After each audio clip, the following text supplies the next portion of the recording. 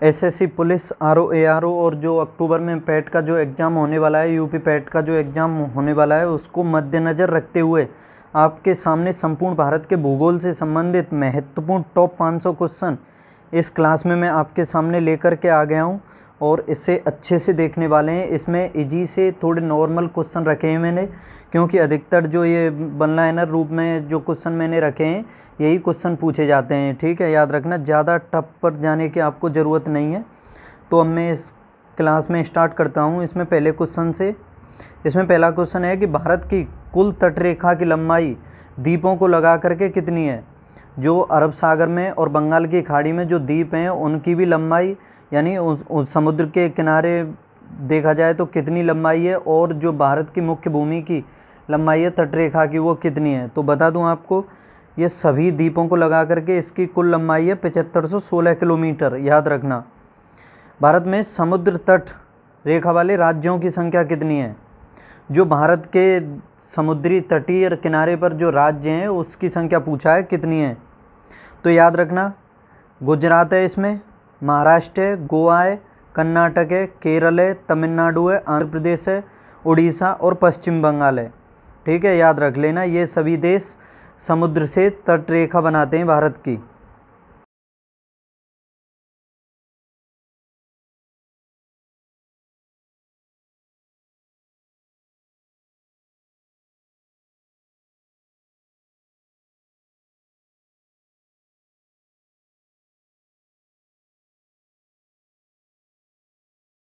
ज़्यादा है, देखो आपने देखा होगा और पढ़ा भी होगा कि भारत की सबसे ज़्यादा जो स्थलीय सीमा है वो बांग्लादेश के साथ है।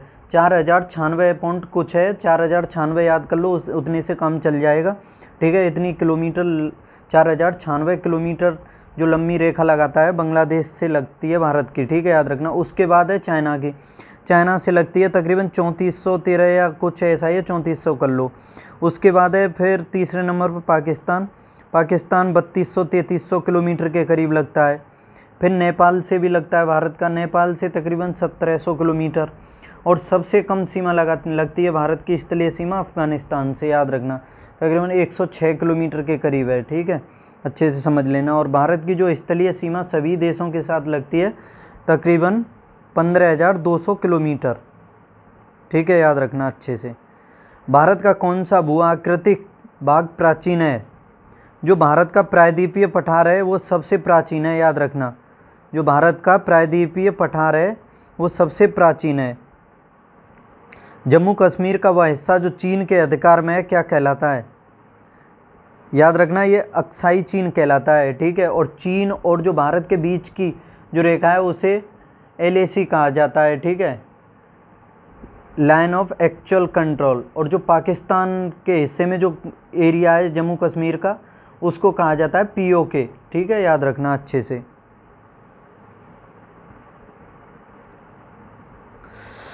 भारत में शीत मरुस्थल कौन सा है। ठीक है, याद रखना, लद्दाख का जो मरुस्थल है, यानी लद्दाख में जो मरुस्थलीय क्षेत्र है उसी को शीत मरुस्थल कहा जाता है। और ग्रीष्म मरुस्थल ये पश्चिमी राजस्थान, पंजाब का कुछ हिस्सा आ जाता है उसमें, उत्तरी गुजरात या फिर पाकिस्तान का कुछ क्षेत्र। ठीक है, तो याद रख लेना, उसे ग्रीष्म मरुस्थल कहते हैं। ठीक है, याद रखना अच्छे से। किस देश के साथ न्यूमूर द्वीप के कारण भारत का विवाद है। न्यूमूर द्वीप, तो याद रखना ये बांग्लादेश के साथ है। न्यूमूर द्वीप के कारण जो भारत का विवाद है वो बांग्लादेश के साथ है। महेंद्रगिरी की पहाड़ियाँ किन दो राज्यों के तट पर हैं। महेंद्रगिरी की पहाड़ियाँ, याद रखना, उड़ीसा एवं आंध्र प्रदेश के तट पर हैं ये महेंद्रगिरी की पहाड़ियाँ। पम्बन द्वीप कहाँ स्थित है। पम्बन द्वीप ये इम्पोर्टेंट द्वीप है, पूछा जाता है एग्जाम में। मन्नार की खाड़ी में पड़ता है ये पम्बन द्वीप, याद रखना अच्छे से, मन्नार की खाड़ी। डूरंड रेखा जो भारत और अफगानिस्तान के बीच है क्या कब निर्धारित की गई थी। याद रखना, ये डूरंड रेखा है ये 1896 में निर्धारित की गई थी, भारत और अफगानिस्तान के बीच है। और भारत और पाकिस्तान के बीच है रेड क्लिफ, और भारत और चाइना के बीच है मैकमोहन रेखा। ठीक है, याद रखना अच्छे से। भारत बांग्लादेश के भी बीच है रेड क्लिफ, क्योंकि जब ये निर्धारण हुआ था रेड क्लिफ का तो उस टाइम ये पूर्वी पाकिस्तान के नाम से जाना जाता था बांग्लादेश। ठीक है, याद रखना अच्छे से। आगे देखो, इसमें भारत की सबसे बड़ी तटीय झील कौन सी है? भारत की सबसे बड़ी तटीय झील, तो ये सबसे बड़ी चिल्का झील है, उड़ीसा में पड़ती है। और भारत की ये सबसे बड़ी खारे पानी की भी झील है, याद रखना। और मीठे पानी की है जम्मू कश्मीर में वुलर झील, ठीक है, याद रखना अच्छे से।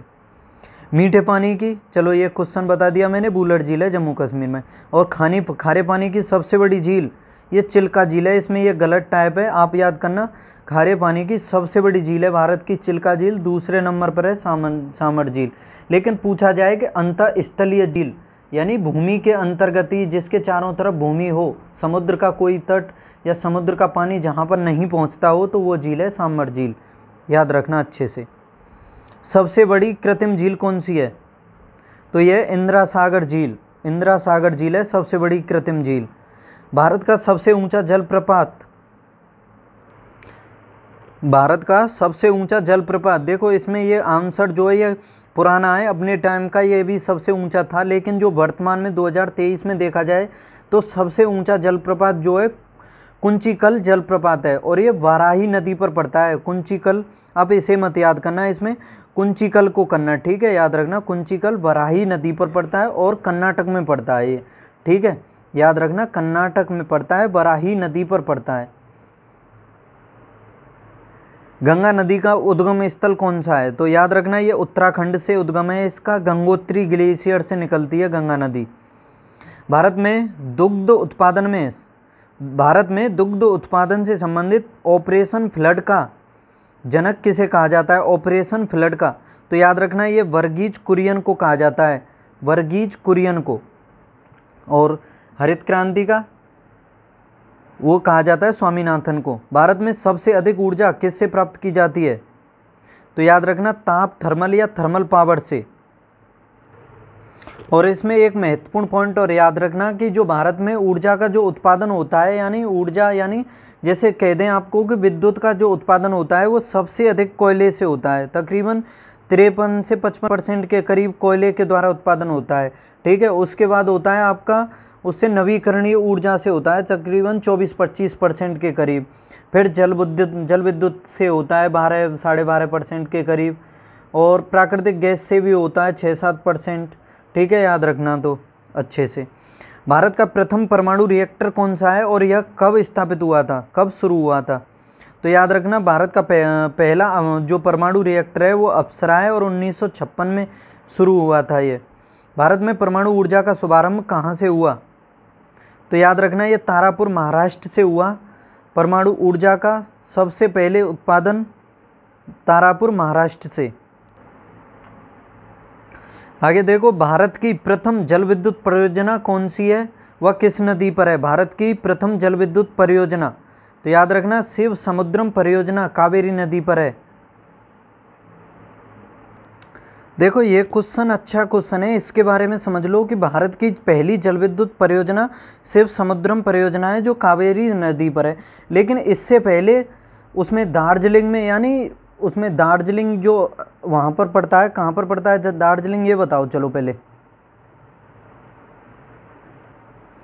याद रखना दार्जिलिंग जो है चाय के लिए और प्रसिद्ध है, ये पश्चिम बंगाल में पड़ता है। तो यहाँ पर पहले जल विद्युत संयंत्र की स्थापना की गई थी दार्जिलिंग में, ठीक है, याद रखना। दार्जिलिंग की एक जगह थी सिद्रापोंग, ठीक है, और वहाँ पर 1897 में उस संयंत्र की स्थापना की गई थी।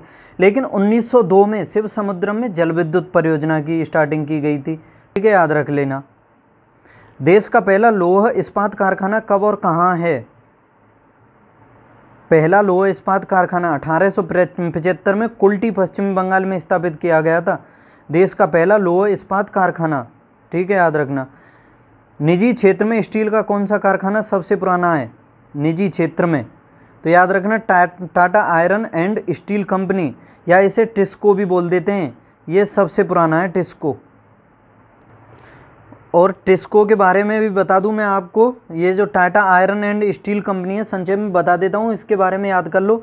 इसकी स्थापना 1907 में हुई थी और इसकी स्थापना की गई थी JN टाटा के द्वारा, और जो जहाँ पर की गई थी जमशेदपुर या फिर साकची में की गई थी, और ये वर्तमान झारखंड में पड़ता है, ठीक है, याद रख लेना। 1907 में इसकी स्थापना की गई थी JN टाटा के द्वारा।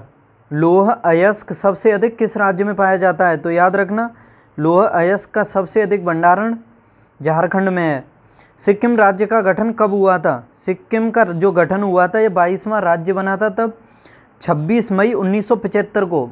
जैसे आर्टिकल पढ़ा होगा 35वें के द्वारा, तो इसको सहराज्य का, असम का सहराज्य बनाया गया था 35वें संविधान संशोधन के द्वारा।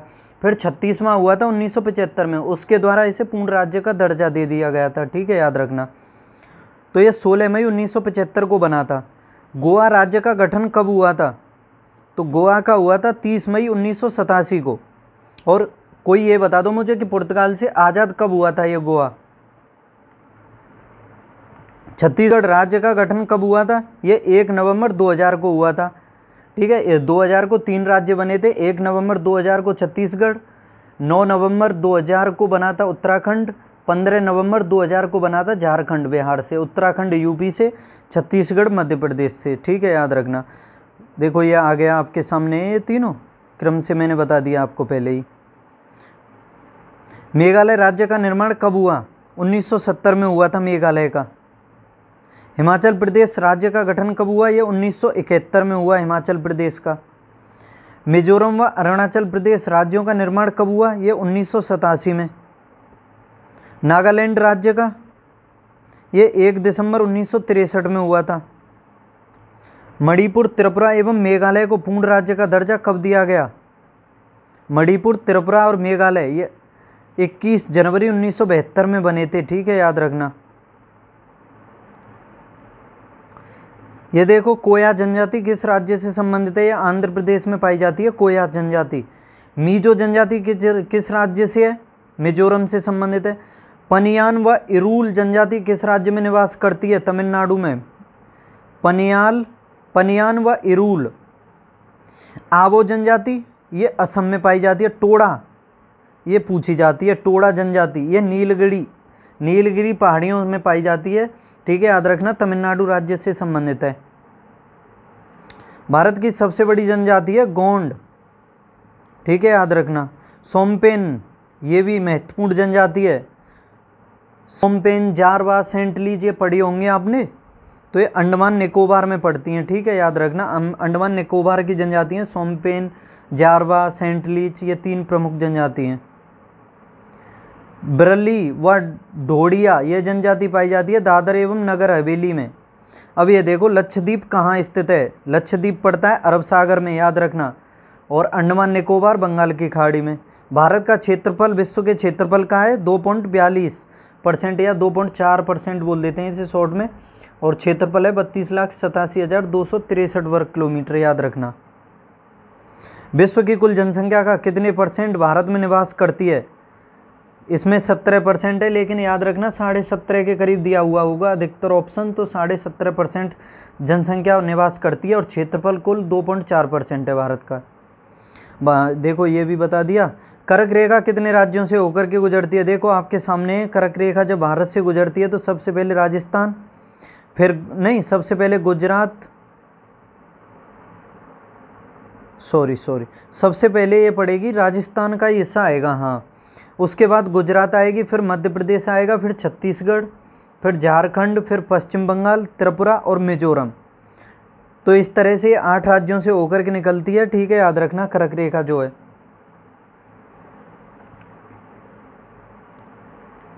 ठीक है, अच्छे से समझ लेना, 8 राज्यों से होकर के निकलती है और विश्व के 13 देशों से होकर के गुजरती है।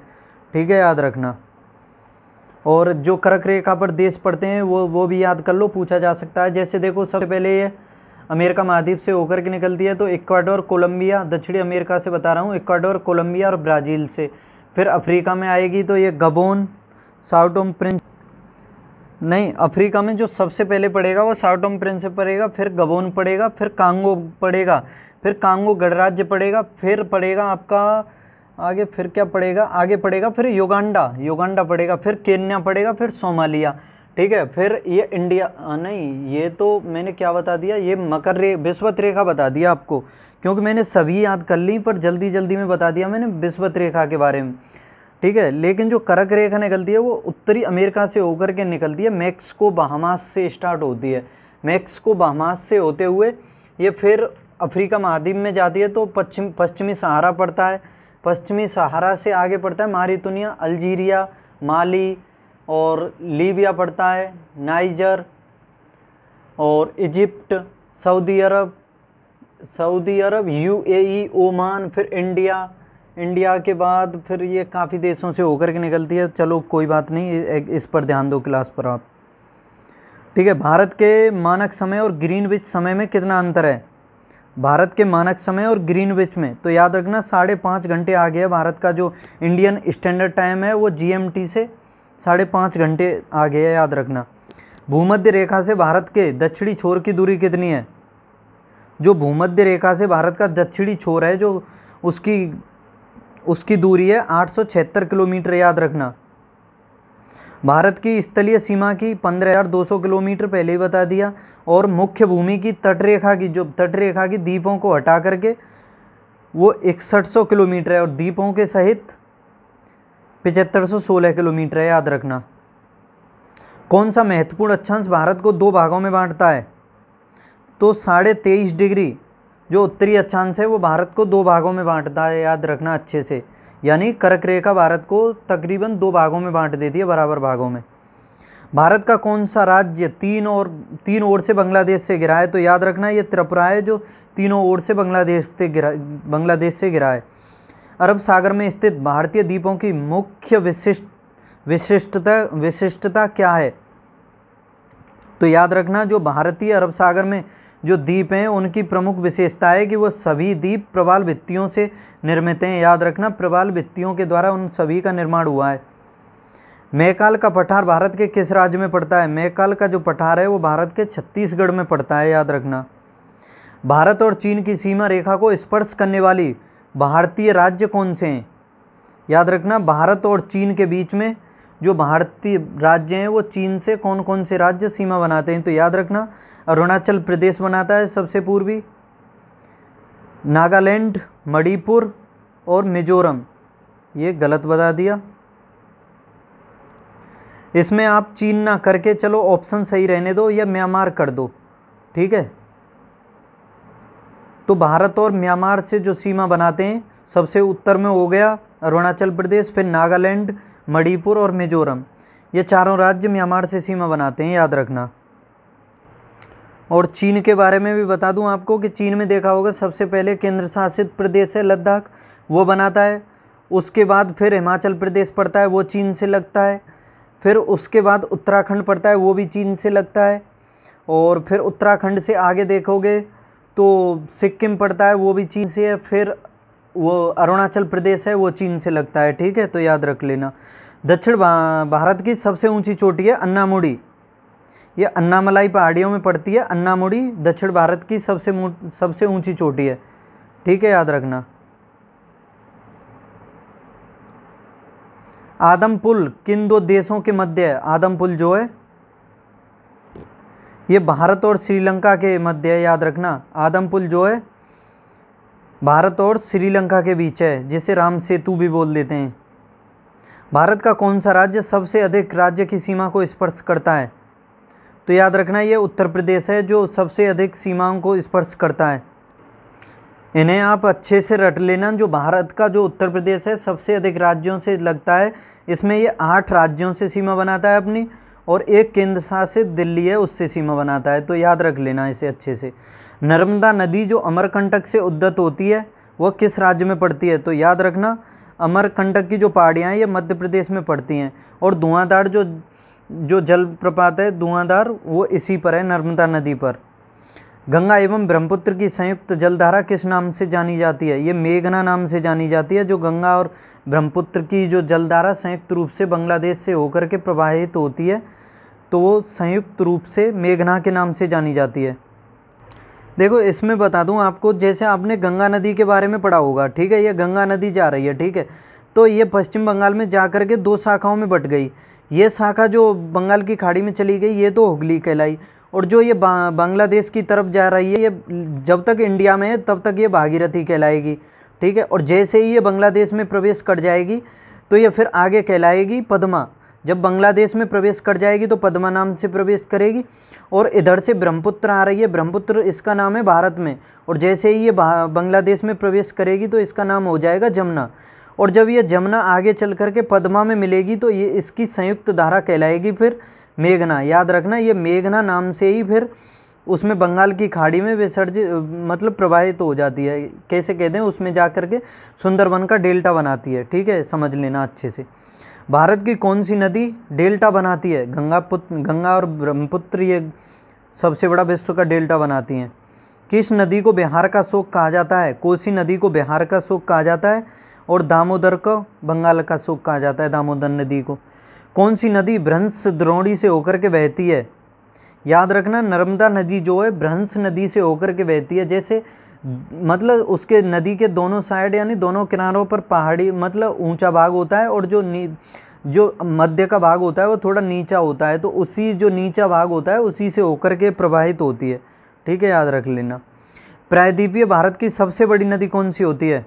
कौन सी है? ये गोदावरी है प्रायद्वीपीय भारत की, जो त्र्यंबकेश्वर जो महाराष्ट्र से होकर के निकलती है। याद रखना।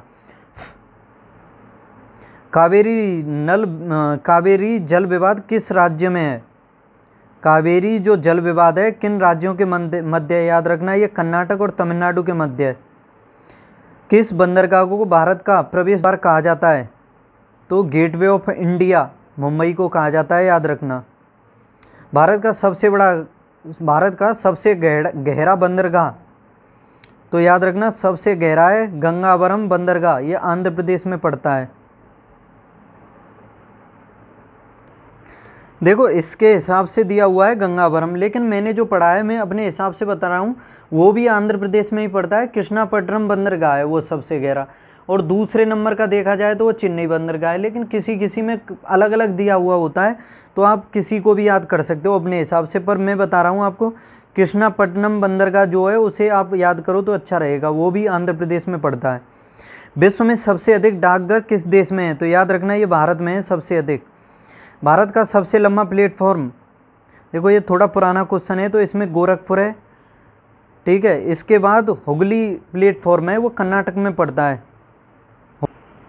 सॉरी, हुगली नहीं, जैसे नदी अभी बोली थी तो वो जुबान पर रहा, हुगली नहीं, हुबली बंदरगाह है वो, सॉरी हुबली प्लेटफॉर्म है वो कर्नाटक में पड़ता है। याद रखना, इसे आप काट सकते हो। उसकी तकरीबन लंबाई है 1503 या 7 कुछ इतने किलोमीटर है, वो मीटर है 1500 कुछ मीटर, इतना लंबा है ये प्लेटफॉर्म। भारत और पाकिस्तान के बीच चलने वाली रेलगाड़ी कौन सी है? तो ये समझौता और थार एक्सप्रेस जो हैं ये भारत और पाकिस्तान के बीच चलती हैं। कोंकण रेलमार्ग किस पर्वत श्रृंखला से होकर के गुजरता है? कोंकण, तो याद रखना ये पश्चिमी घाट से होकर के गुजरता है कोंकण। जैसे आपने कोंकण तट के बारे में पढ़ा होगा तो पश्चिमी तट पर ही पड़ता है, तो इसी वजह से ये रेलमार्ग भी उसी तट से होकर के गुजरता है।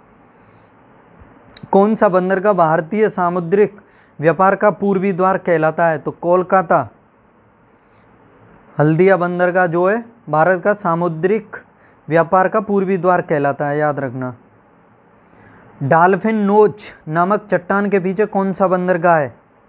तो ये विशाखापट्टनम बंदरगाह आंध्र प्रदेश में है, डॉल्फिन नोज नामक चट्टान है वहाँ पर। सेतु समुद्रम परियोजना किसे जोड़ती है? तो ये मन्नार की खाड़ी और मन्नार की खाड़ी को पाक जल डमरू मध्य से जोड़ती है। याद रखना, ये भारत और श्रीलंका के बीच में पड़ते हैं। ठीक है, याद रख लेना दोनों। चकमा व हलमात किस राज्य की जनजातियां हैं? चकमा व हलमात, याद रखना ये त्रिपुरा की जनजातियां हैं। ईश्वर का निवास स्थान किस नगर को कहा जाता है? तो ईश्वर का निवास स्थान प्रयाग को कहा जाता है, जहाँ पर कुंभ मेला भी लगता है और तीनों नदियों का संगम भी है। याद रखना। 5 नदियों की भूमि किसे कहा जाता है? तो पंजाब को 5 नदियों की भूमि कहा जाता है। ठीक है, याद रखना 5 नदियों की भूमि। और दोआब किसे कहते हैं? 2 नदियों के बीच के क्षेत्र को दोआब कहते हैं। ठीक है, अच्छे से समझ लेना, 2 नदियों के बीच का जो क्षेत्र होता है उसे दोआब कहते हैं। भारत का सबसे लंबा सड़क पुल कौन सा है? यह नेहरू सेतु, बिहार में सोन नदी पर है। याद रखना। भारत का सबसे बड़ा म्यूजियम, ये इंडियन म्यूजियम कोलकाता में है, इंडियन म्यूजियम। भारत की सबसे लंबी रेल सुरंग, तो ये सबसे लंबी है पीर पंजाल रेलवे सुरंग, 11,215 मीटर है। ये पुराना क्वेश्चन हो गया। हाँ, ये पुराना या नया दोनों ये सही क्वेश्चन है, अच्छा क्वेश्चन है, याद रख लेना। भारत की सबसे लंबी रेल सुरंग है पीर पंजाल और इसकी लंबाई है 11,215 मीटर, याद रखना अच्छे से। भारत का सबसे बड़ा चिड़ियाघर, तो ये चिड़ियाघर है जूलॉजिकल गार्डन अलीपुर, ये कोलकाता में पड़ता है। देखो अलीनगर भी नाम रहा है कोलकाता का पहले, तो ये अलीपुर जगह है, कोलकाता में ही पड़ती है, याद रखना। भारत का सबसे बड़ा कैंटिलीवर पुल कौन सा है? कैंटिलीवर पुल हावड़ा ब्रिज है, ये कोलकाता में पड़ता है, इसके नीचे कोई भी पिलर नहीं है, याद रखना। ये हावड़ा ब्रिज है कोलकाता में, हुगली नदी पर। भारत की सबसे बड़ी मीनार, ये कुतुब मीनार है, दिल्ली में पड़ती है। सबसे बड़ा कॉरिडोर गलियारा कौन सा है? रामेश्वरम मंदिर, ये तमिलनाडु में पड़ता है, ठीक है।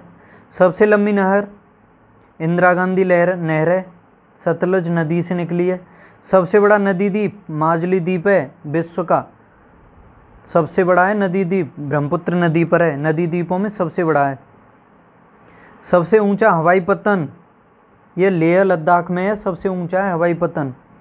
सबसे बड़ा चिड़ियाघर सेंट कैथेड्रल गोवा में पड़ता है, सबसे बड़ा चिड़ियाघर है सेंट कैथेड्रल। क्षेत्रफल के अनुसार सबसे बड़ा जिला कौन सा है? तो ये कच्छ गुजरात में पड़ता है, याद रखना, कच्छ गुजरात में। सबसे ऊंचा गुरुत्वीय बांध, ये भाखड़ा नागल बांध है, याद रखना, भाखड़ा नागल बांध सबसे ऊंचा गुरुत्वीय बांध है और सतलज नदी पर है। भारत की सबसे ऊंची मूर्ति कौन सी है? सबसे ऊंची मूर्ति,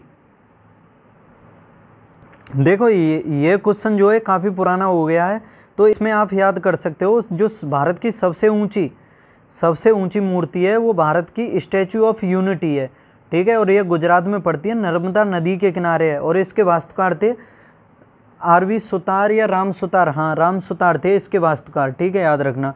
और इसकी जो ऊंचाई है तकरीबन 597 फीट है, 597 फीट। अगर इसके आधार यानी भूमि के अंतर्गत जो इसका आधार तल है उसकी भी लंबाई को लगाया जाए तो उसके बाद हो जाएगी इसकी लंबाई ऊंचाई 790 मीटर, 790 फीट, मीटर नहीं 790 फीट, ठीक है, याद रखना। भारत की सबसे ऊंची मूर्ति है statue of unity, Sardar Vallabh भाई पटेल की है, ये गुजरात में ही है। पशुओं का सबसे बड़ा मेला ये सोनपुर बिहार में लगता है, याद रखना। सबसे लंबी सहायक नदी ये यमुना है, गंगा की है सहायक नदी है सबसे लंबी, 1375 किलोमीटर के करीब है इसकी लंबाई और 2525 किलोमीटर है गंगा की लंबाई, याद रखना। सबसे बड़ा गुरुद्वारा ये स्वर्ण मंदिर है अमृतसर में, याद रखना। सबसे ऊंचा टीवी टावर ये पीतमपुरा में है, सबसे ऊंचा। डेल्टा न बनाने वाली नदी सबसे लंबी नदी ये नर्मदा नदी है, ठीक है, डेल्टा नहीं बनाती हैं नर्मदा और ताप्ती, लेकिन लंबी है इसमें नर्मदा। दुनिया में सबसे अधिक ऊंचाई पर स्थित युद्ध स्थल ये सियाचिन ग्लेशियर है, सॉरी क्या हो गया, दुनिया का सबसे अधिक ऊंचाई पर स्थित सियाचिन ग्लेशियर ये युद्ध स्थल भूमि है, याद रखना। भारत के कुल उत्पादन का लगभग कितने % भाग गोंडवाना काल के कोयले से प्राप्त होता है? तो याद रखना जो गोंडवाना चट्टानें हैं उससे भारत का 98% कोयला निकाला जाता है, याद रखना। भारत में मिलने वाला गोंडवाना काल का कोयला मुख्यतः किस प्रकार का होता है? तो भारत में अधिकतम जो कोयले का उत्पादन होता है बिटुमिनस प्रकार के कोयले का होता है, ठीक है। बिटुमिनस कोयलों में 4 प्रकार के जो कोयले होते हैं उसमें सेकंड किस्म का यानी सेकंड क्वालिटी का होता है और सबसे उत्तम क्वालिटी का होता है एंथ्रेसाइट, फिर लिग्नाइट होता है तीसरे नंबर का, फिर पीट कोयला इसमें सबसे लोएस्ट कोयला होता है, ठीक है, याद रखना। भारत की कौन सी नदी कर्क रेखा को 2 बार काटती है? तो याद रखना ये माही नदी है जो कर्क रेखा को 2 बार काटती है और कांगो नदी भी इसको जो अफ्रीका में पड़ती है वो भी 2 बार काटती है, ठीक है, याद रखना। कांगो अफ्रीका में, भारत में माही। भारत का कौन सा बंदरगाह ज्वारी है? तो याद रखना कांडला बंदरगाह जो है ये ज्वारी है। आगे देखो भारत में सार्वजनिक डाक सेवा जो प्रारंभ हुई थी 1837 में हुई थी, सार्वजनिक डाक सेवा। वर्तमान डाक विभाग की स्थापना कब की गई? ये की गई थी 1854 में, ठीक है, डाक विभाग की। भारत में प्रथम डाक टिकट किस गवर्नर जनरल के शासनकाल में शुरू किया गया था? तो लॉर्ड डलहौजी के शासनकाल में। लॉर्ड डलहौजी का शासनकाल रहा था 1848 से लेकर के 1856 तक, याद रखना, 1848 से 1856 तक। सबसे अधिक जनसंख्या वाला राज्य कौन सा है? तो उत्तर प्रदेश है। सबसे कम जनसंख्या वाला राज्य ये सिक्किम है। सबसे अधिक क्षेत्रफल राजस्थान का, सबसे कम गोवा का। सबसे अधिक साक्षरता वाला केरल है। कार्डमम पहाड़ी या इलायची पहाड़ी भी कहते हैं इन्हें। कार्डमम पहाड़ी या इलायची पहाड़ी कहाँ पर स्थित हैं? तो याद रखना ये तमिलनाडु में पड़ती, उसमें केरल में पड़ती हैं। तमिलनाडु में भी पड़ती हैं, केरल में भी पड़ती हैं, याद रखना। लेकिन अगर इसका आंसर ऑप्शन में केरल दिया हो तो केरल को ही प्राथमिकता देना, ठीक है, केरल ही इसका आंसर सही होगा। पालघाट दर्रा किन दो राज्यों को जोड़ता है? ये केरल व तमिलनाडु को जोड़ता है, ठीक है, याद रखना। पालघाट दर्रा जो है ये केरल को और तमिलनाडु को जोड़ता है। जोजिला दर्रा किस राज्य में स्थित है? जोजिला दर्रा ये जम्मू कश्मीर में पड़ता है। दाचिंगम भी। नाथुला दर्रा ये सिक्किम में पड़ता है। नासिक और मुंबई को ये थालघाट दर्रा जोड़ता है, नासिक और मुंबई को, ठीक है, याद रखना, नासिक और मुंबई को। कोलकाता और मुंबई को कौन सा दर्रा जोड़ता है? कोलकाता और मुंबई को ये भोरघाट दर्रा जोड़ता है। ये देखो इसमें ये गलत कर दिया। अब ये देखो कॉमन सेंस लगाओ कि कोलकाता कहाँ पड़ता है, मुंबई कहाँ पड़ता है, तो इसके बीच में दर्रा आ जाएगा क्या? तो कोलकाता तो बिल्कुल गलत है। कोलकाता की जगह पर कर दो ये पुणे को। पुणे और मुंबई को जोड़ता है भोरघाट दर्रा, याद रखना, भोरघाट दर्रा जो है मुंबई और पुणे को जोड़ता है। भारत की जलवायु कैसी है? भारत की जलवायु जो मानी जाती है उष्ण कटिबंधीय मानसूनी प्रकार की मानी जाती है। वैसे तो भारत में शीतोष्ण, गर्म और ठंडी दोनों प्रकार की जलवायु है, लेकिन प्राथमिकता दी जाती है भारत की जलवायु को उष्ण कटिबंधीय मानसूनी प्रकार की, ठीक है, याद रखना अच्छे से। भारत में सबसे अधिक वर्षा किस मानसून से होती है? तो याद रखना भारत में जो वर्षा होती है दक्षिण पश्चिमी मानसून से अधिक वर्षा होती है, ठीक है, याद रखना अच्छे से। और भारत में सबसे अधिक वर्षा कहाँ पर होती है? तो मासिनराम, ये मेघालय में जगह है, उस जगह पर होती है सबसे अधिक। चिरापुंजी, मासिनराम ये मेघालय में ही पड़ते हैं, तो उसी जगह पर सबसे अधिक वर्षा होती है। जावर की खान किस खनिज के लिए प्रसिद्ध है? तो याद रखना जस्ते के उत्पादन के लिए जावर की खान प्रसिद्ध है। आगे देखो, द्वितीय योजना काल में लगाए गए 3 नए कारखाने कौन से थे? तो याद रखना द्वितीय जो योजना चली थी, पंचवर्षीय योजना, उसके अंतर्गत ये लगाए गए थे भिलाई, दुर्गापुर और राउरकेला, ठीक है, भिलाई, दुर्गापुर और राउरकेला। देखो ये भिलाई जो पड़ता है ये तो छत्तीसगढ़ में पड़ता है, इसमें सहयोग किया था रूस ने। ये दुर्गापुर पड़ता है आपका पश्चिम बंगाल में, इसमें सहयोग किसने किया था ये बताओ। और ये राउरकेला पड़ता है ये जर्मनी, उसमें राउरकेला जो पड़ता है ये उड़ीसा में पड़ता है, ठीक है, याद रखना। ये राउरकेला जो पड़ता है उड़ीसा में पड़ता है और जर्मनी ने सहयोग किया था इसमें। ये देखो कुछ कुछ चीज़ आपको कंठस्थ हो जाती हैं तो बोलते कुछ हो, वर्ड वो निकल जाता है। जैसे मैं राउरकेला उड़ीसा बोल रहा था तो जर्मनी ऑटोमेटिक ही निकल गया था, ठीक है। और ये दुर्गापुर पड़ता है पश्चिम बंगाल में और इसमें सहयोग किया था ब्रिटेन ने, याद रखना। और ये तीनों जो बने थे ये दूसरी पंचवर्षीय योजना में बने थे, ठीक है, याद रखना अच्छे से। भारत का सबसे लंबा राष्ट्रीय राजमार्ग कौन सा है? ये तो काफ़ी पुराना है, इसे काट दो, NH-44 कर दो, NH-44, ठीक है, ये सबसे पुराना है, वो सबसे लंबा है भारत का। इसमें क्या पूछा था? अच्छा लंबा ही पूछा। भारत का सबसे बड़ा सार्वजनिक उपक्रम कौन सा है? भारत का सबसे बड़ा सार्वजनिक उपक्रम है भारतीय रेल, ठीक है, याद रखना। रेलवे जो है सबसे बड़ा सार्वजनिक उपक्रम है। भारत में प्रथम यात्री रेल कब चली थी? देखो जो भारत में सबसे पहली यात्री रेल जो चली थी 16 अप्रैल 1853 को मुंबई से ठाणे के बीच चली थी, पढ़ा होगा आपने, और 34 किलोमीटर की दूरी उसने तय की थी, ठीक है, याद रखना। भारत में प्रथम विद्युत रेल कब चली थी? ये 1925 में चली थी विद्युत रेल। ये जो पहले चली थी ये कोयले की थी, याद रखना अच्छे से। भारत में वायु परिवहन का शुभारंभ कब हुआ? 1912 में हुआ था वायु परिवहन का, ठीक है, याद रख। किस स्थान पर 1911 में विश्व की प्रथम हवाई डाक सेवा प्रारंभ की गई? इलाहाबाद और नैनी के मध्य प्रथम हवाई डाक सेवा शुरू हुई थी 1911 में। इंदिरा गांधी राष्ट्रीय उद्यान कहाँ स्थित है? ये फुर्सतगंज उत्तर प्रदेश में पड़ता है, फुर्सतगंज में पड़ता है और उत्तर प्रदेश के अंतर्गत है ये। भारत में किस प्रकार की मिट्टी सर्वाधिक पाई जाती है? तो जलोढ़ मिट्टी सबसे अधिक पाई जाती है भारत में, याद रखना। जलोढ़ मिट्टी सबसे अधिक पाई जाती है भारत में। उसके बाद काली मिट्टी, फिर उसी प्रकार से कई प्रकार की मिट्टियाँ पाई जाती हैं। लाल मिट्टी का जो लाल कलर होता है वो किस वजह से होता है? तो याद रखना, इसमें पाया जाता है लोह ऑक्साइड। लोह ऑक्साइड के कारण इसमें जो लोह ऑक्साइड इसमें लाल मिट्टी में जो पाया जाता है उसी की वजह से इसका कलर लाल होता है।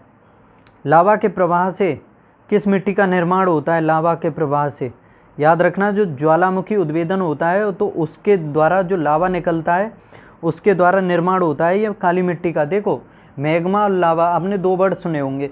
जब तक ये लावा पृथ्वी के अंतर्गत है, अंदर है द्रव रूप में, ठीक है, तो उसे कहेंगे मैग्मा, और जब ये पृथ्वी के ऊपर आ जाएगा तो उसे कहेंगे लावा, याद रख लेना। खरीफ की फसल कौन सी है? ये ज्वार, बाजरा, मक्का, चावल, ये तिल, ये सभी खरीफ की फसलें। और रबी की फसल ये शीत ऋतु वाली जो फसलें हैं, गेहूँ, चना, मटर, जौ, सरसों, ये आलू, ये सभी शीत रबी की हैं। जायद की फसल इन दोनों के मध्य में जो बोई जाती है, खरबूजा, खीरा, ककड़ी, ये सभी जायद की हैं। नकदी की फसल जिसका वाणिज्यिक महत्व होता है, ठीक है, वो नकदी की फसलें होती हैं, ठीक है, याद रखना अच्छे से। गन्ना, रबड़, तंबाकू, कपास, सूरजमुखी। भारत की प्रमुख खाद्य फसल कौन सी है?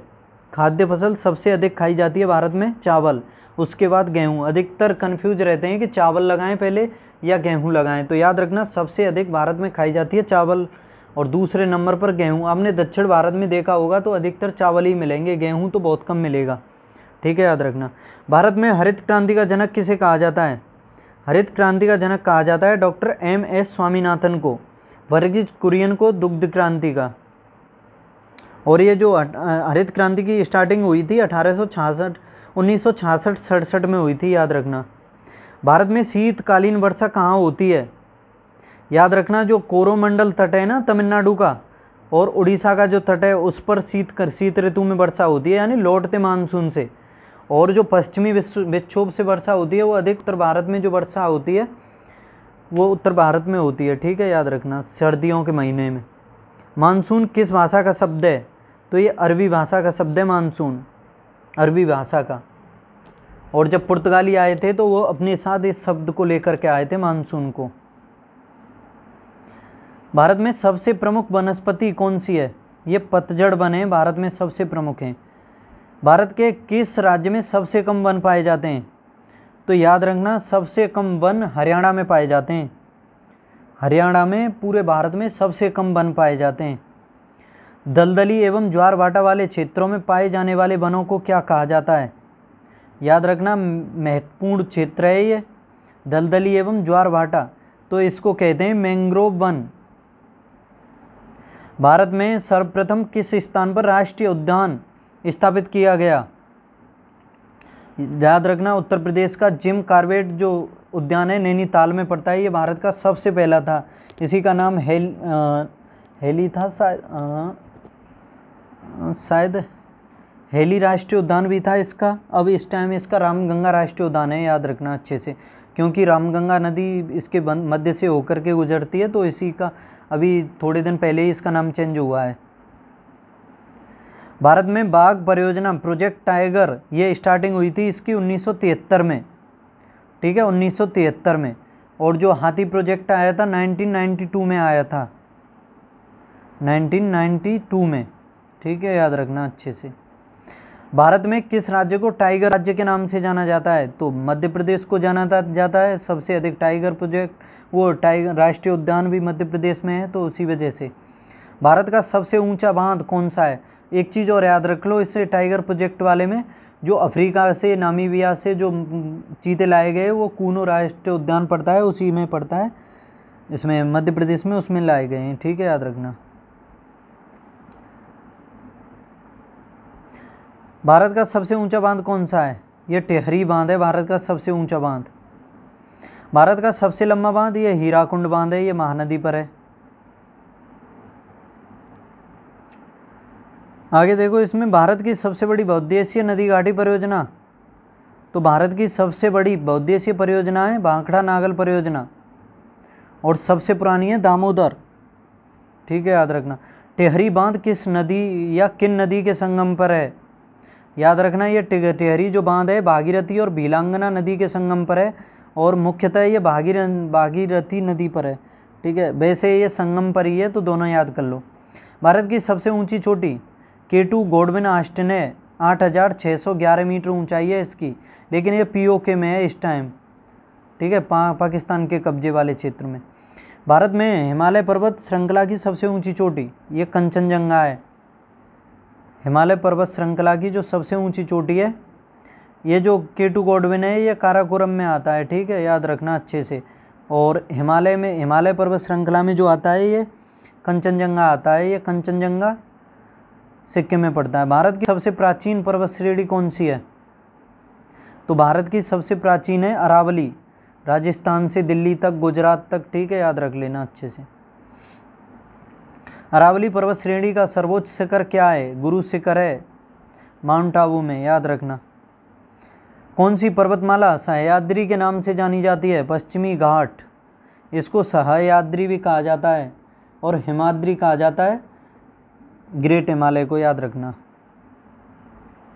भारत और पाकिस्तान के बीच सीमा रेखा का निर्धारण किसने किया था? तो याद रखना इसे अच्छे से। भारत और पाकिस्तान के बीच जो सीमा का निर्धारण किया था वो सर सिरिल जॉन रेडक्लिफ के द्वारा किया गया था, इसी वजह से इसका नाम पड़ा था रेडक्लिफ। भारत का कौन सा राज्य चीन, नेपाल और भूटान की सीमा को स्पर्श करता है? तो एकमात्र राज्य है भारत का ये सिक्किम राज्य, चीन, नेपाल और भूटान की सीमा को स्पर्श करता है।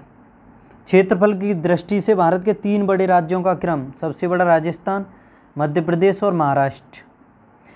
3,42,000 वर्ग किलोमीटर के करीब है, 3,08,000 वर्ग किलोमीटर, और इसका 3,07,000 के करीब है। सतपुड़ा की पहाड़ियाँ किस राज्य में हैं? तो मध्य प्रदेश में पड़ती हैं सतपुड़ा की, याद रखना।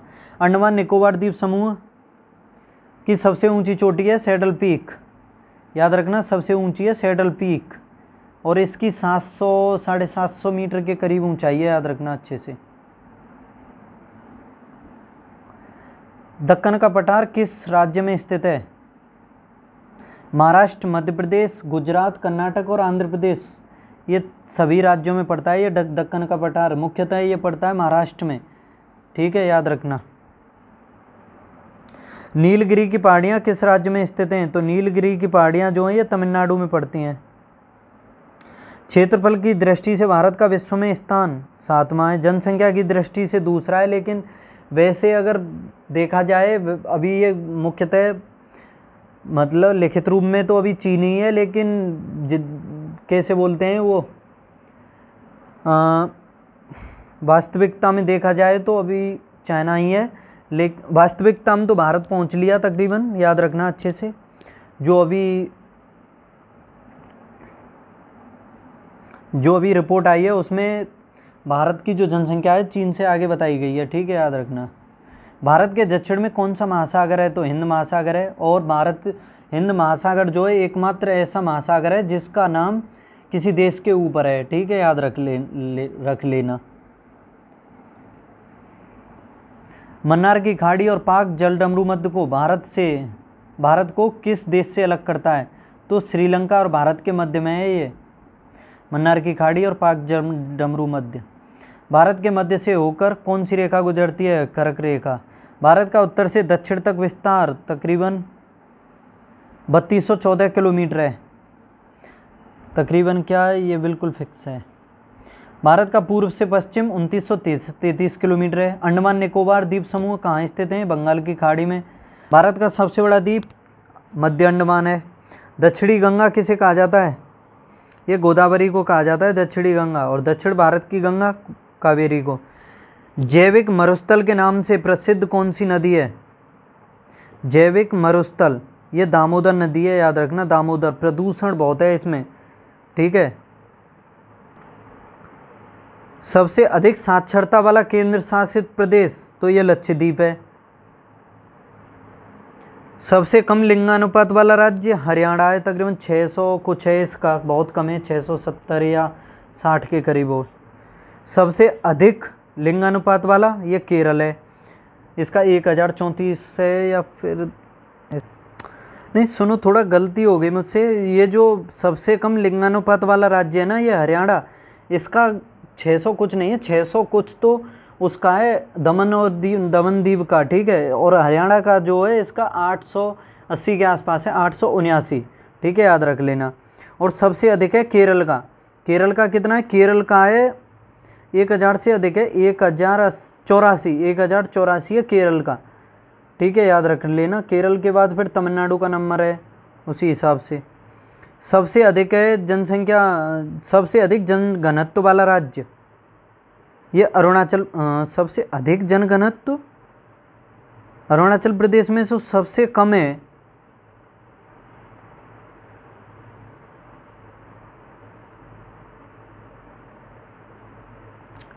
देखो इसमें ये गलत टाइप हुआ है, इसे काट दो आप। जैसे कि इसमें ये दिया हुआ है तो ये गलत है बिल्कुल, इसका तो जनघनत्व 70 है ओनली, और ये भारत में सबसे कम है। लेकिन सबसे अधिक जनघनत्व वाला राज्य बिहार।